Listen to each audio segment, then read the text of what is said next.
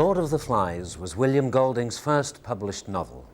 Rejected by 21 different publishers before being released in 1954, it is now one of the most widely read and enjoyed modern novels.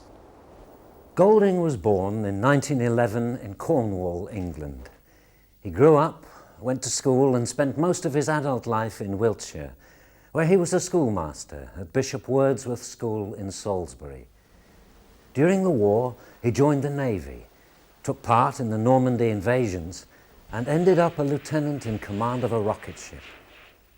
After Lord of the Flies, there was a steady stream of novels, and despite a slight hiatus in the 1970s, by which time Golding had become a major literary figure, he was awarded the 1983 Nobel Prize for Literature. William Golding was knighted by the Queen in 1988 and died in 1993.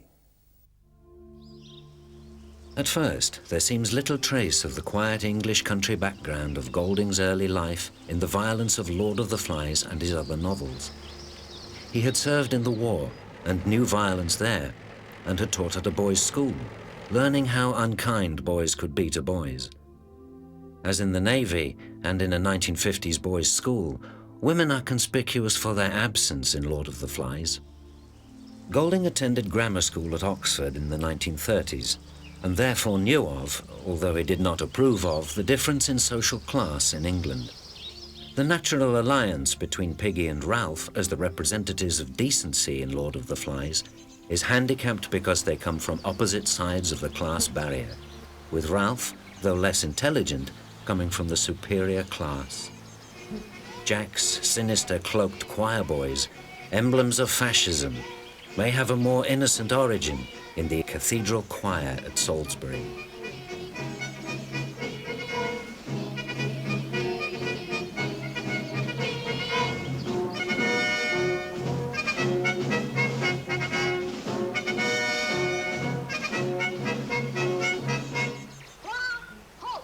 Although Lord of the Flies is a timeless allegory, it also accurately, if pointlessly, records the schoolboy slang of 1950s England.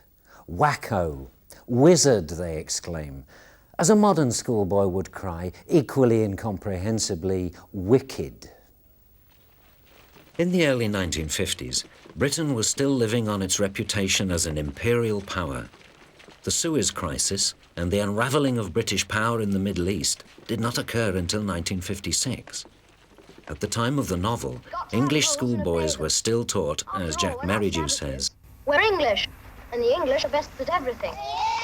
Indeed, in the 1950s, people still read and believed in books like Coral Island, the story twice mentioned in Lord of the Flies, which Golding said he was going to prove wrong. Coral Island, written by R.M. Ballantyne in 1858, tells us of how some boys, two of whom are called Ralph and Jack, are wrecked on a deserted island. Through their resourcefulness and good, clean English living, they overcome all kinds of disasters, including villainous savages who are miraculously converted to Christianity. Golding clearly saw this as unrealistic, although his portrait of Ralph starts moving towards these values. At the end of the novel, a naval officer comes to rescue Ralph in the nick of time and chastises the boys for being less than British. The irony is that he is not taking them to the cosy imperial world of Coral Island, but to the equally destructive British Isles, then involved in an atomic war. We learn about the atomic bomb in the first chapter of Lord of the Flies. The subject is woven into the narrative almost casually by Piggy, the most realistic member of the collection of small boys who've arrived devoid of adults on a deserted island. At first sight, this island seems like the Garden of Eden, a paradise.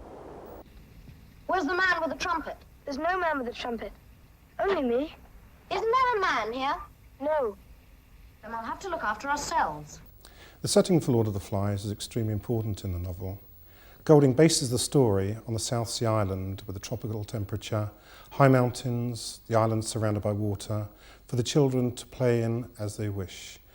There's lush vegetation, fruit, pigs, and no other human contact whatsoever. The story is paralleled to the story of the Garden of Eden with Adam and Eve, where they're tempted to take the apple by the devil. Once they take the apple, they commit original sin, and in the same way Golding transposes this idea to the island where the boys are tempted and eventually fall to their own evil natures. Just by looking at the title of the novel, Lord of the Flies, we know that Golding is going to be using religious images and religious metaphors and religious stories taken from scripture. Lord of the Flies itself, Lord, has associations for us of Jesus Christ. In the novel is essentially a battle of good against evil, of Jack against Ralph, and they are the two lords in the novel who are desperate to bring the boys, the flies, onto their side. Now, a very particular religious story that Golding uses in Lord of the Flies is what we call the story of the fall. And this story is told in the book of Genesis, which is in the Old Testament of the Bible. And in this story, Adam and Eve, the first man and the first woman who God created, are left in the Garden of Paradise. But they're told by God not to eat the fruit from the tree of knowledge. This fruit is forbidden.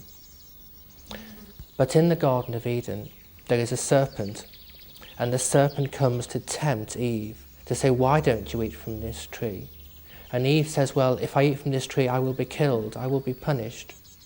But the serpent says, why not? Go ahead. The fruit is wonderful. Eve succumbs to the temptation, eats from the tree, shares the fruit with her partner, Adam, and they are punished by God and asked to leave the Garden of Paradise. Now, there are strong links between that story and Golding's novel, because in Lord of the Flies, he deliberately sets the setting is a most beautiful island, a tropical rainforest, and particularly in chapter 1, and most particularly towards the end of chapter 1, where Jack, Ralph and Simon go and explore the island, Golding gives us descriptions of the beauty and wonder and majesty of the island. It's an island full of energy, full of life. There's fresh water, there's a beautiful lagoon to swim in. And of course, there's fruit, beautiful fruit for the boys to eat and to live by. And Golding, I think, deliberately keeps mentioning the fruit as a reference back to the story he's used in his novel. The serpent character as well, the serpent in the story of the fall, in Lord of the Flies is Jack. Jack is the tempter. Jack is the person who tempts the boys towards evil. So there's a direct comparison between the serpent and Jack. Piggy and Ralph find a shell or conch which they use to summon the other boys. Ralph is deemed leader over Jack, but allows Jack and his choir to become the hunters. Ralph, assuming control, builds a bonfire to attract attention, and with the aid of Piggy's spectacles, the bonfire is lit.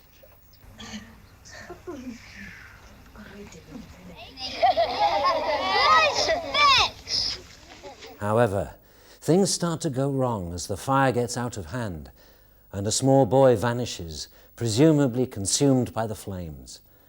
Jack's party is in charge of keeping the fire going, but they fail badly, being distracted by the prospect of killing some pigs, thus losing the opportunity to attract the attention of a passing ship.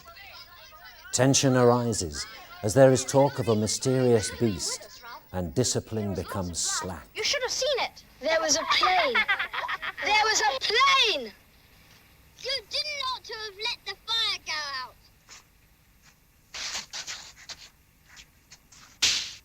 Jack, in Lord of the Flies, takes the boys' fears, their very natural fears of nighttime and darkness, and he uses it as a way of persuading them that what they need to do is hunt, and they need to hunt to kill the beast. But Jack doesn't want to hunt just for food. Jack wants to hunt to kill, to have power over others. That is his urge. So the urge of hunting, which could be a good urge for food, becomes a very evil urge to kill others.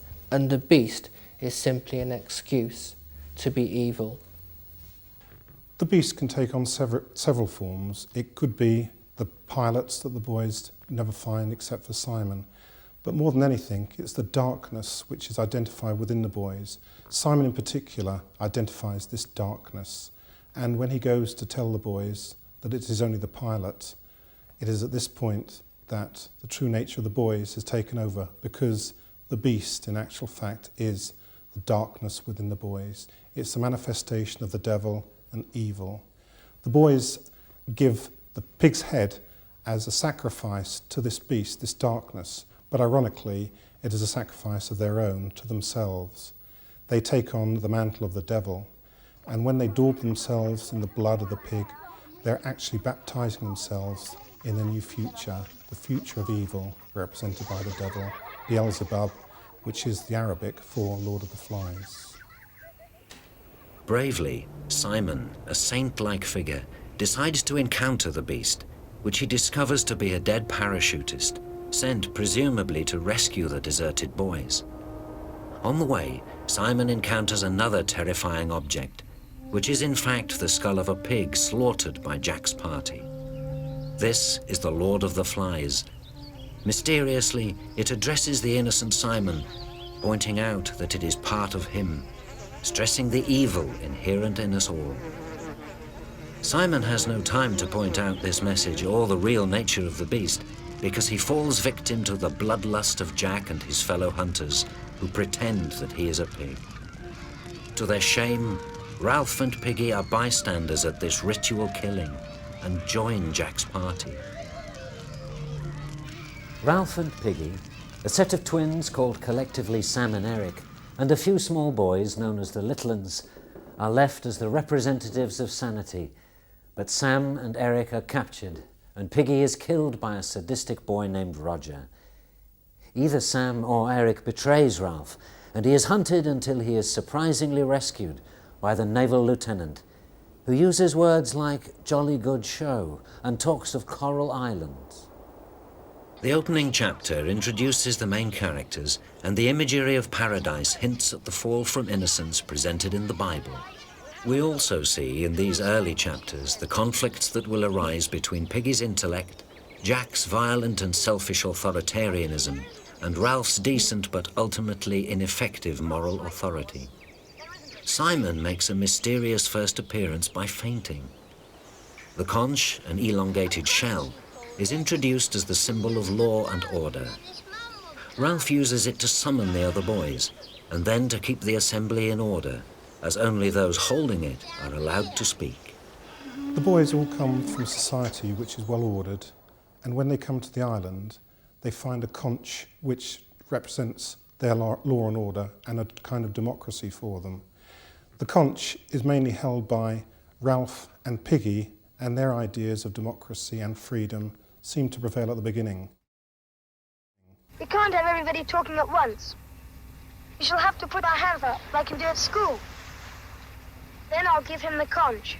However, once Jack and his true nature takes over, evil starts to increase and the significance of the conch starts to lose its impact. Jack sulks away from the tribe and takes up on his own, and gradually his evil ways, ending in murder, take over. When Piggy dies at the end, murdered, the conch is thrown into the sea, and democracy, law and order, completely banished as evil, and Jack and his tribe take over in their primitive and evil ways. I think why the novel is so successful for young people is because it keys in with the stereotypes of children we all know about and we all remember from being at school. We've got Ralph, who's the popular boy who everyone likes, who's a good sportsman, who can talk well, who's got a happy family life. We've got Piggy, the person wearing spectacles, the wise boy, the intelligent boy, but he's fat, he's got asthma. He's the outcast. No one wants to get too close to him because they don't want to be bullied. We've got Simon, the kid who no one really understands, who acts a bit funny. We've got Jack, the archetypal class bully with the bright red hair and the bony body. We've also got Sam and Eric. Golding describes them as chunky and vital, these wonderful twins who get on like a house on fire. And I think what Golding does which makes a novel so successful. He puts his characters first, he makes them believable, we believe in them, we engage with them, and it's through such believable characters that he begins to explore issues of law and order and leadership. There are many boys in the novel who are leaders, and leaders in different ways. The saddest character in the novel is, in many ways, is Piggy, because Piggy would have made the best leader. Piggy's the boy who can think. Piggy's the boy who is as near to an adult as any boy on the island. He's the one who says we need a list of names at the beginning. He's the one who realises the fire's going to get completely out of control. He's the one who shows complete loyalty to the conch. He's the one who never badmouths anyone. He is the adult role model for the children on the island. But the sadness is his physical appearance means the boys do not want him as leader. And I think Golding is criticising the way we make decisions about leadership based on physical appearance. In the same way, Simon in the novel would also have made a great leader. He, like Piggy, is one of the few characters who actually explicitly says evil, the only evil we have to fear is the evil inside us. Maybe there is a beast. Hit him! He's got the conch.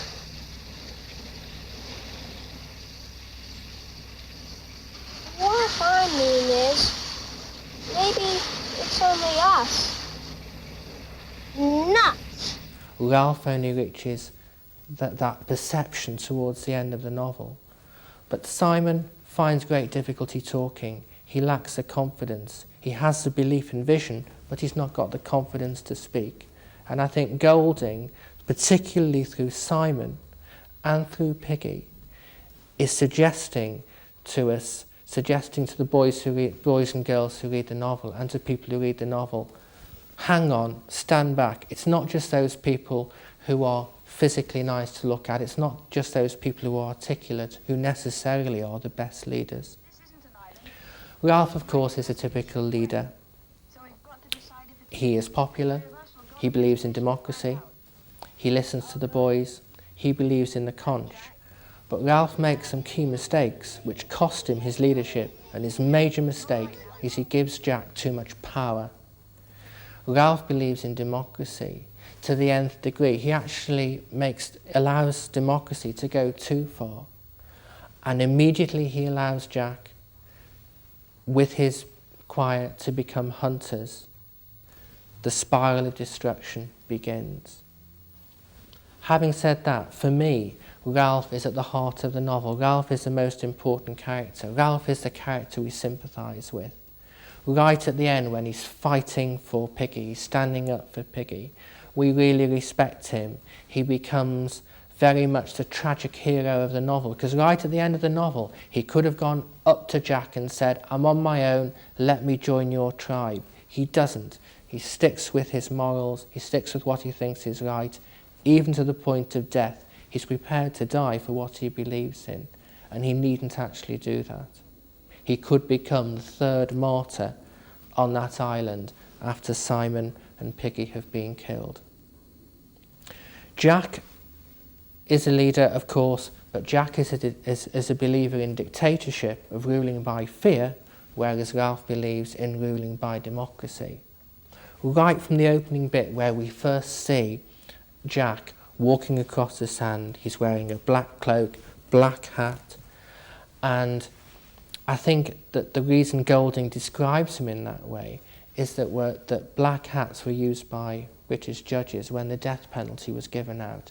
Jack is a character associated with death and with destruction. And certainly you can imagine the boys in their black cloaks, Jack at the front, walking across the sand, and many critics have said that there is an image there of Nazi SS officers right from the very first moment that they're seen walking across the sands.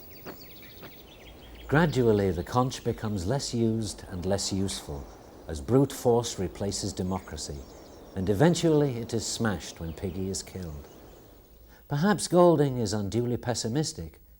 It is true that the 20th century, which began with high hopes of reforming savages in a Coral Island fashion, had been witness to Hiroshima and Nazi concentration camps like Auschwitz near the half-century mark. When Simon returns from the mountain after having seen the air pilot dead in the trees and having cut him down, he hopes to release the boys from the fears that they've had of the beast. When he arrives at the beach, he finds a scene of chaos, frenzy, all of the boys in some form of ritual paganism. He's actually mistaken for the beast itself because the boys have completely lost control and he is killed. Again, this signifies the major step that the boys have turned even more to evil and will continue to do so. In exactly the same way, Piggy, when he goes to see Jack and asks for his glasses back, is merely thrown into the sea by the rock, again expressing the idea that innocence, goodness, law and order have all vanished and gone, and evil really dominates through Jack and his manipulations. Lord of the Flies is a pessimistic novel. At the end of chapter 5, Ralph makes a desperate plea for help from the grown-ups. He asks them to send a message. If only they could send us something grown up, a sign or something. What the grown-ups send is the parachutist, whose dead body terrifies the children and brings about the martyrdom of Simon and the loss of Ralph's authority. The naval officer, who rescues Ralph, is not conducting a jolly good show as he sails between Coral Islands in his twin destroyer, but is engaged in a post-nuclear war.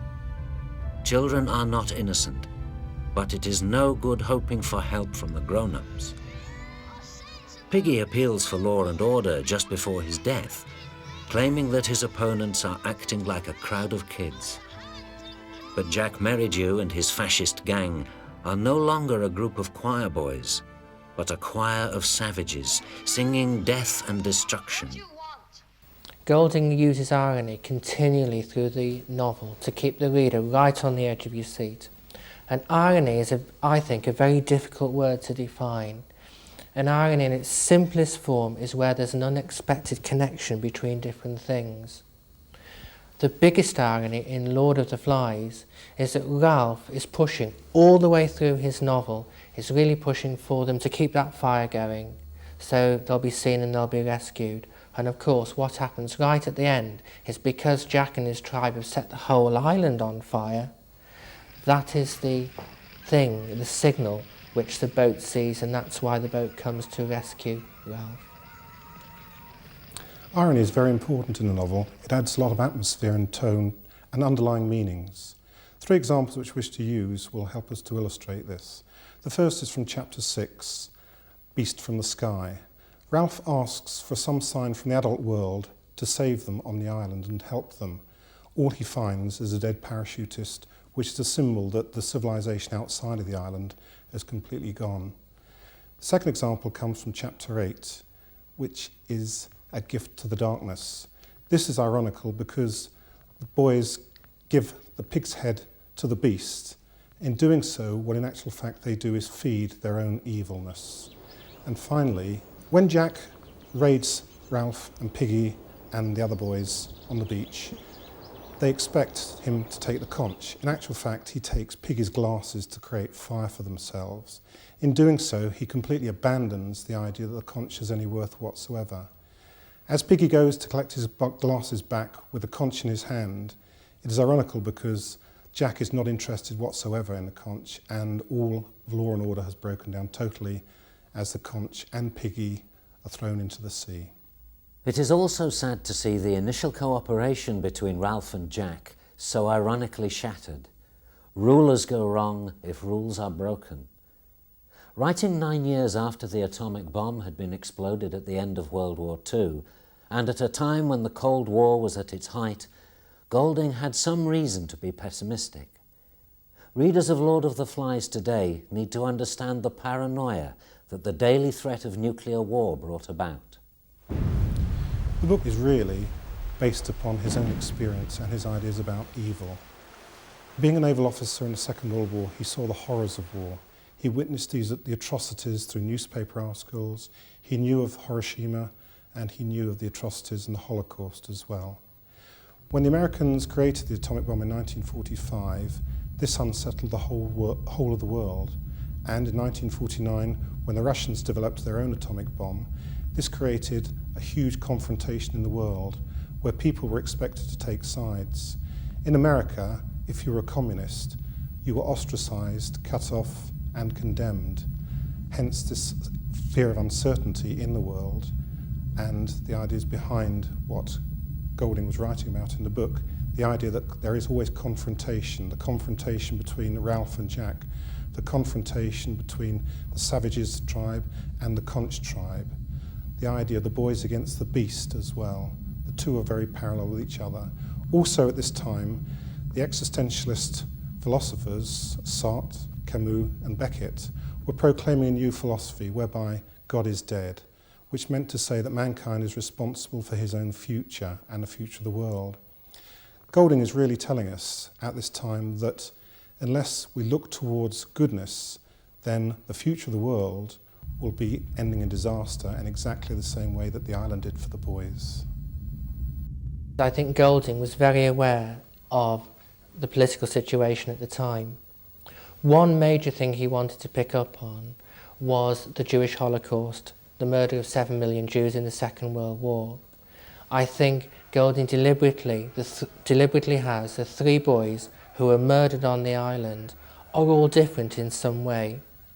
Piggy is fat and he has asthma, he's an outsider. Simon is an outsider, he's not understood by the boys at all. And the other boy who's killed is the boy who is killed with a birthmark on his face. And I think that Golding is suggesting that the vulnerable and weak in society are particularly susceptible to people who are evil. Ghastly headlines regarding children killing children have kept Lord of the Flies relevant. Rather sadly, unlike the lieutenant, who thought that Ralph and his boys lost their quintessential Britishness, we are amazed that Simon with his stutter, Piggy with his aunt and his asthma, and Ralph from a broken home try so hard to do the right thing. Despite the fact that all these characters are small boys who have not reached the age of puberty, the killing of the sow is described in sexual terms.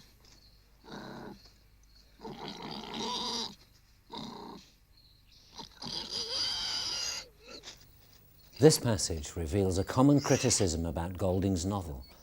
Sometimes his characters appear as realistic. Sometimes they are clearly made to stand for abstract forces.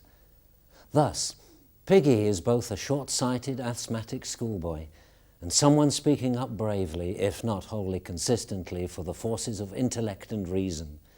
Simon is a stuttering, fainting choir boy, but his self-sacrifice and search for truth give him heroic, Christ-like dimensions.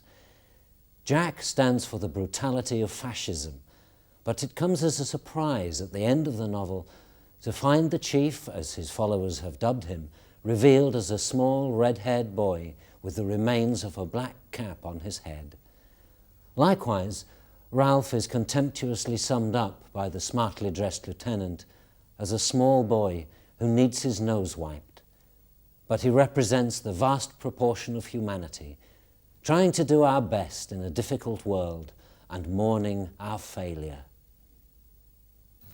I think a wonderful thing about the novel is it can be read on so many different levels. On one level, it's just a really good adventure story. A group of youngsters on a paradise island away from parents. It's every child's dream. On another level, it's an examination of what is good and what is evil. And in Golding's terms, evil always overcomes good. It's the opposite of the conventional fairy story. Lord of the Flies is a book as relevant in 1954 as it is today.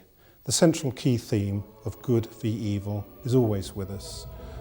Weapons of mass destruction in society today are even more prolific than they were in 1954 after the Second World War and when the Cold War developed. It seems to me that mankind is moving in a direction that is epitomised by William Golding in the novel, and the more that we strive towards greater weaponry, more confrontation in the world, then the more chances are that what happened on the island will happen to us as a world. We're, in a sense, doomed.